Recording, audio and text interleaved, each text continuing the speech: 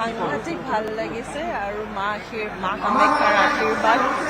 আৰু অসমবাসী ৰাইজে হিমন্তৰ ওপৰত যিটো বিশ্বাস যে আগতে যিমানখিনি কৰিছা এতিয়া আৰু কৰিব লাগিব মানুহৰ মাজত আৰু মানুহৰ বিশ্বাস এটা সদায় পাপাইতো দিনে ৰাতি কষ্ট কৰিছে আৰু আগে যায়ো দিনে ৰাতি কষ্ট কৰিব আৰু অসমক এনেকুৱাই পুৰা ডেভেলপ কৰি গৈ সাংঘাতিক ভাল লাগিছে আৰু মা কামাখ্যাৰ আশীৰ্বাদ আৰু অসমবাসী ৰাইজে হিমন্তৰ ওপৰত যিটো বিশ্বাস যে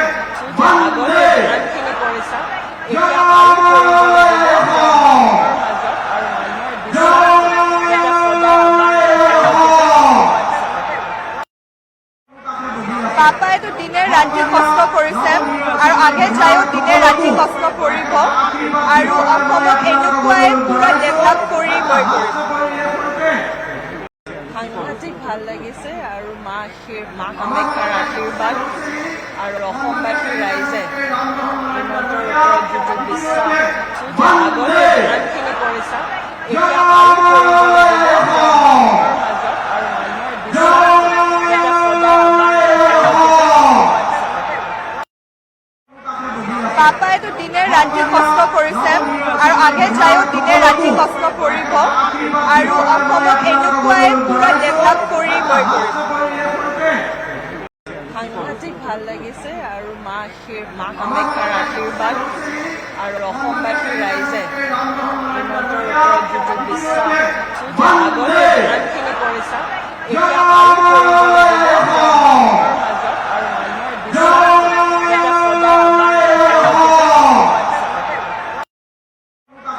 পাপাইতো দিনে ৰাতি কষ্ট কৰিছে